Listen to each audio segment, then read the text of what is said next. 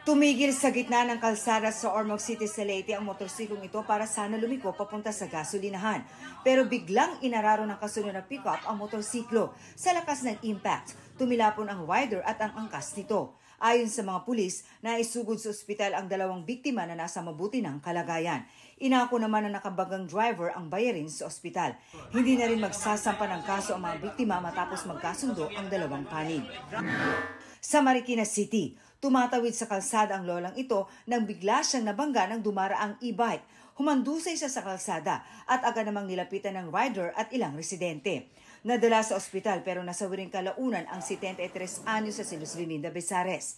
Ayon sa kanyang apo, imposibleng di napansin ng rider ang biktima. Bakit niya po binangga at sinagasaan pa po yung lola ko na nagtamo ng brain injury and putol po yung braso niya. Ang ikinasasama pa raw ng loob nila, di umano nagkusa ang rider na dalhin sa ospital ang biktima. Paliwanag ng rider, tinulungan niya ang biktima pero nataranta siya kaya di agad nadala sa ospital.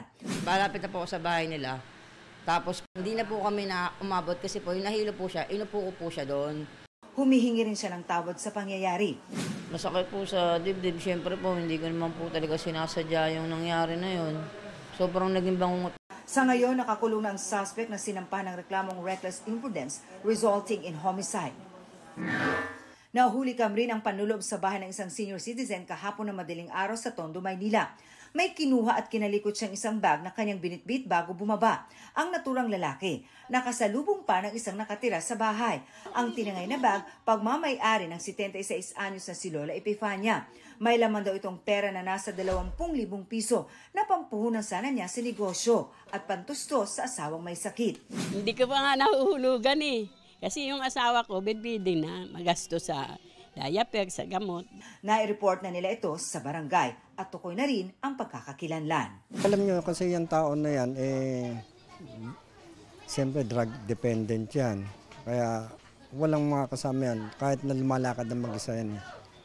Madalas, ilang beses na rin nakakulong. Makukuha at makukuha namin yan. Yun lang pinapangako ko. Para sa GMA Integrated News, Marisol Abduraman ang inyong saksi.